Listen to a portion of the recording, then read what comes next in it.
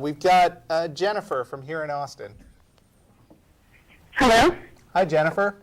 Hi.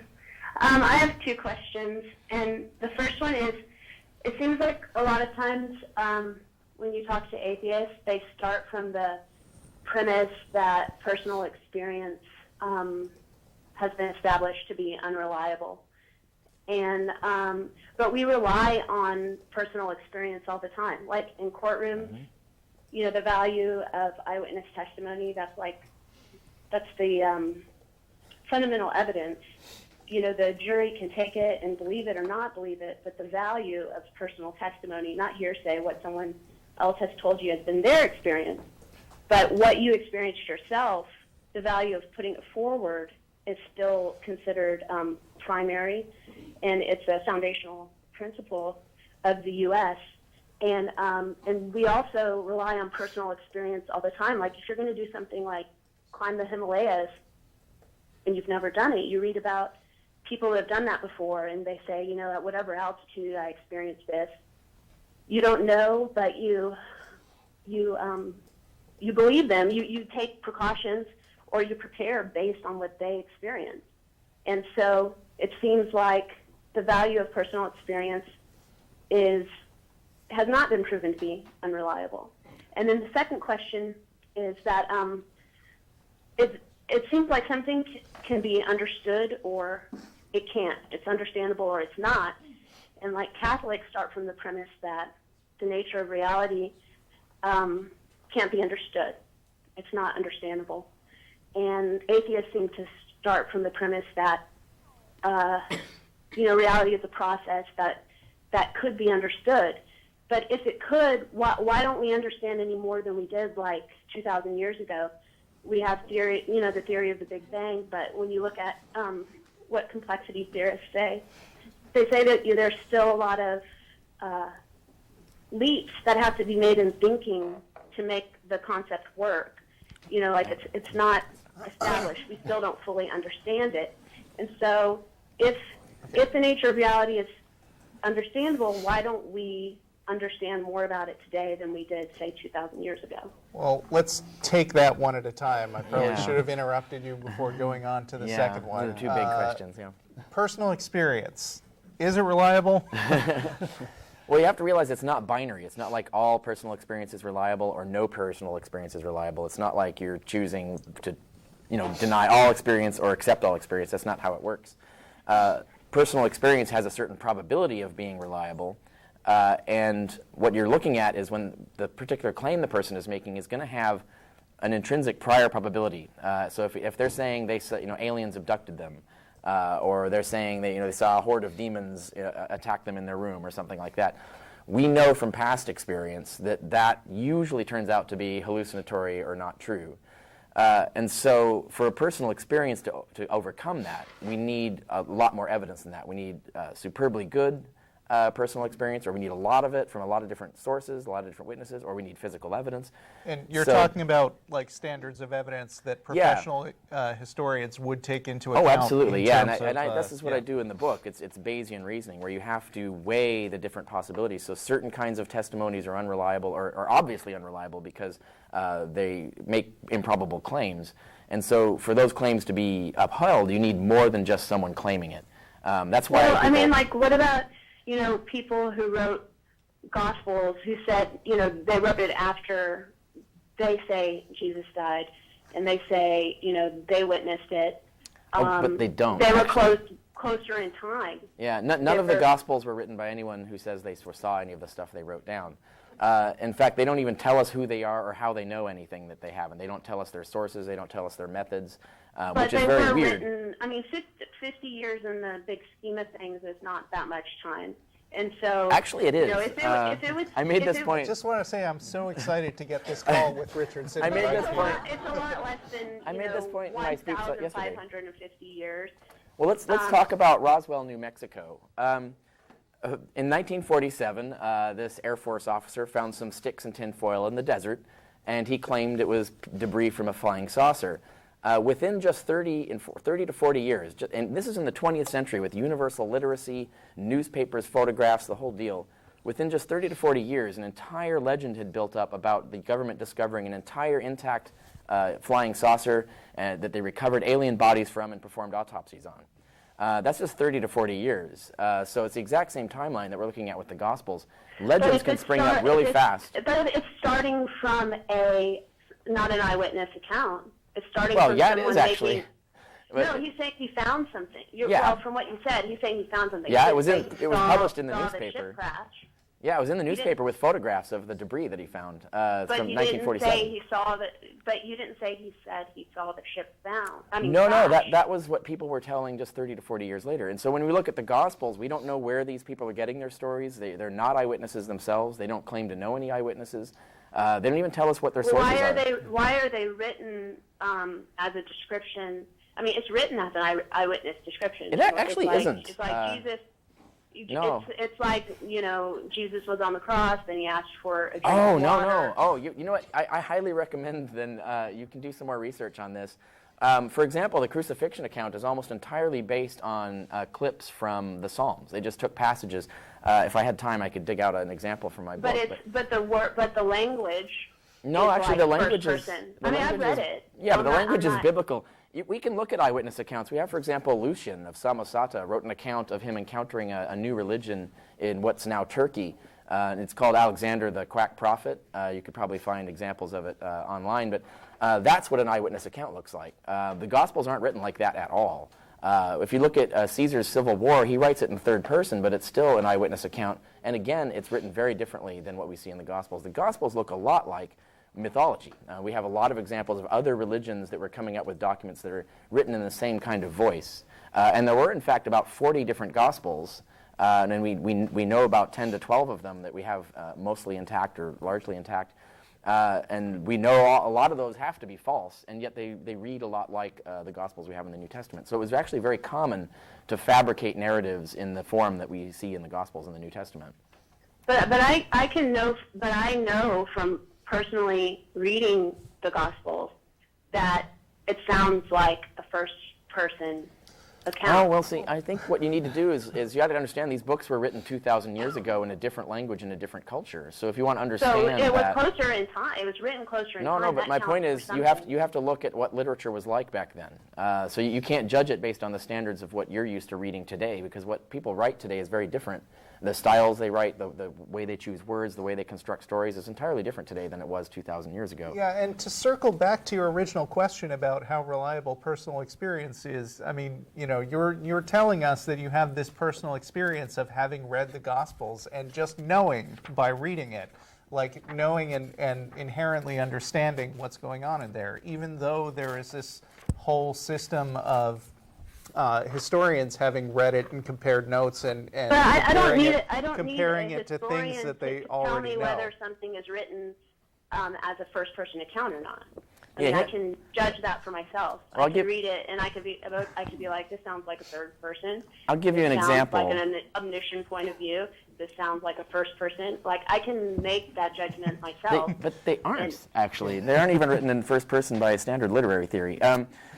So here's the Gospel of Mark, chapter 15, verse 24. It reads literally, "They part his garments among them, casting lots upon them."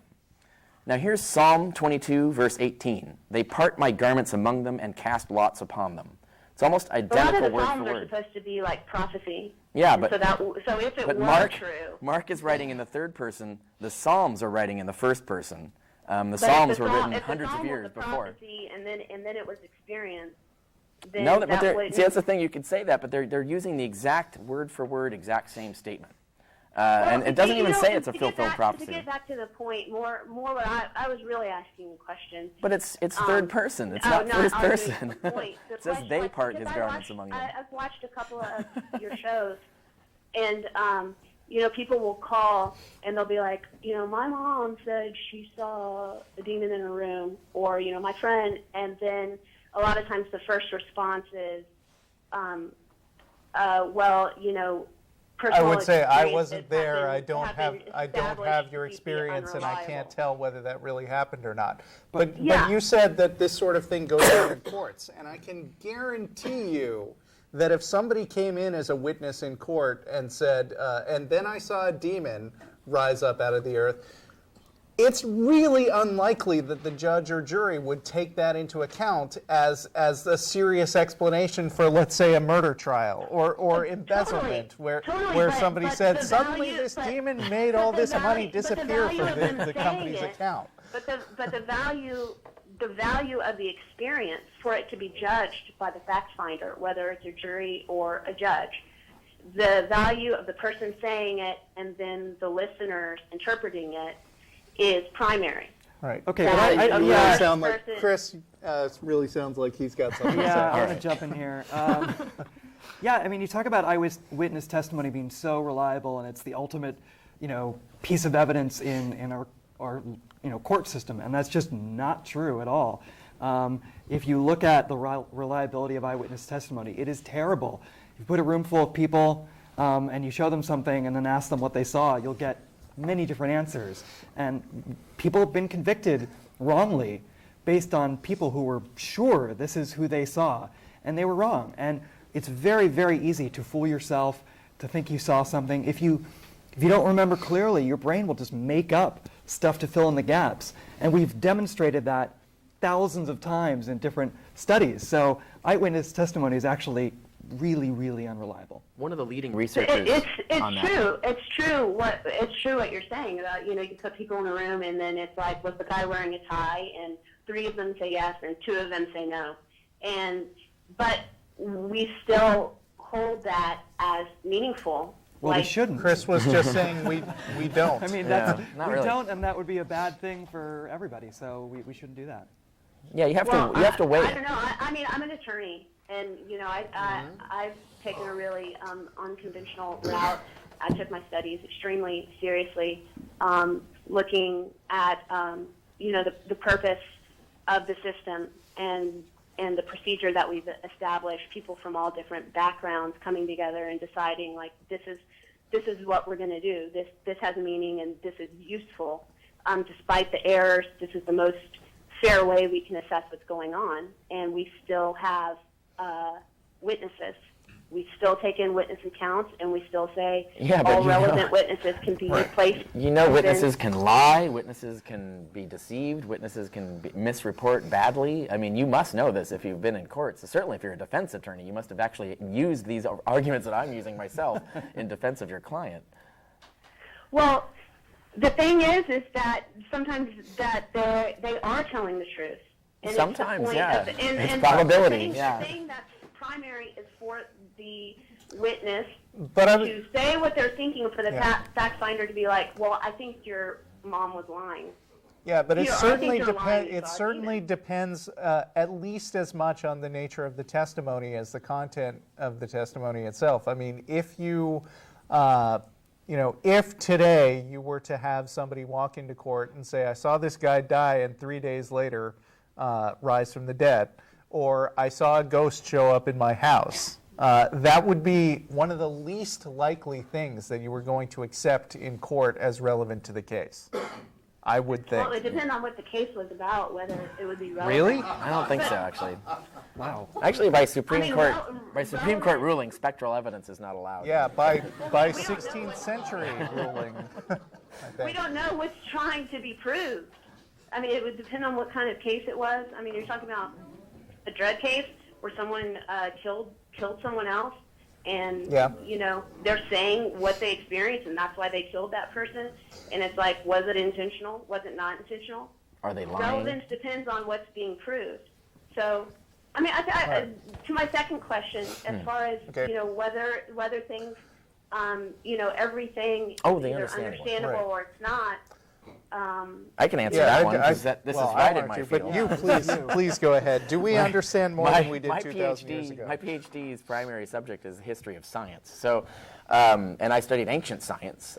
So I actually, a lot of what I've done, certainly in my dissertation, was compare what we knew scientifically about the world in the 1st and 2nd century AD with what we know about the world today.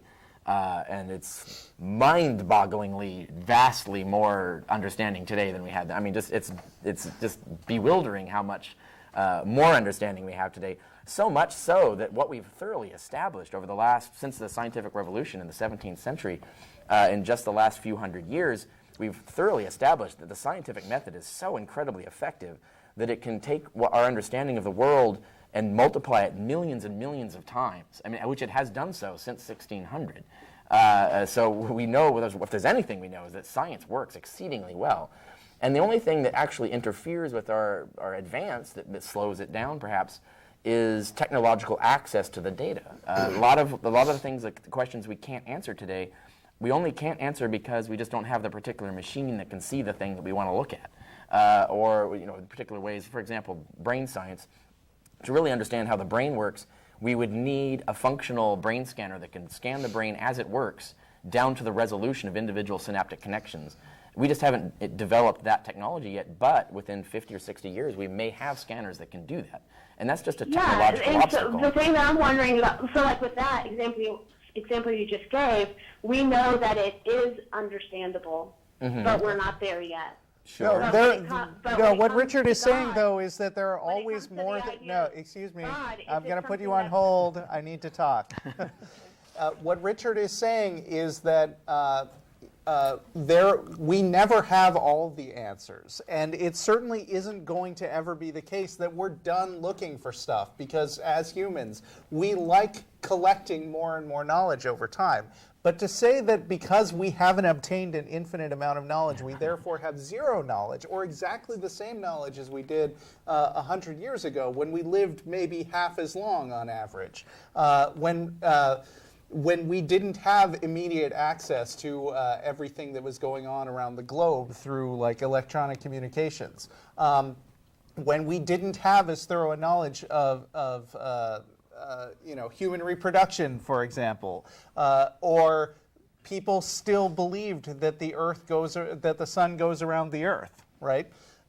To say that we've accumulated all this knowledge and yet we know exactly the same amount as we did 2,000 years ago is just untrue. But when it comes to God, knowing whether God exists, well, that's actually a really good point. With all the knowledge that we've been able to gain over all this time, we've learned nothing new about God. With the brain science example, we are aware that it's understandable, but we don't have the technology yet. But when it comes to the existence of God, we are no further along. Yeah, to me, that's an indication that there's no. Yeah, to me, looking with a fine-tooth comb and found nothing. We've been trying as hard as we can, So but to me, that's an indication. It may be that God exists, but it's not understandable. Like you can. Well, Yeah. let me add to this. If it's not understandable, then Catholicism is false, right? No, because that's the primary premise. Just said it if you wasn't can't- understandable. But if you can't understand God, then you can't actually have any true beliefs about God. that doesn't make sense. Well, I mean, you don't. if you have a true belief that about it can't God, be you're claiming to understood. understand something about God, and therefore God is not. You don't have to understand something for it to exist.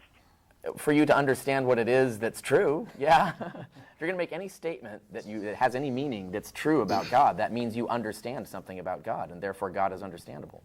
Well, then we go back to personal experience. Really, this Which question should we don't think is probably reliable. best Non sequitur reversed, there. but- Hey, Jennifer, Well, we're thank running you out for of your time. yeah, we're running out of time.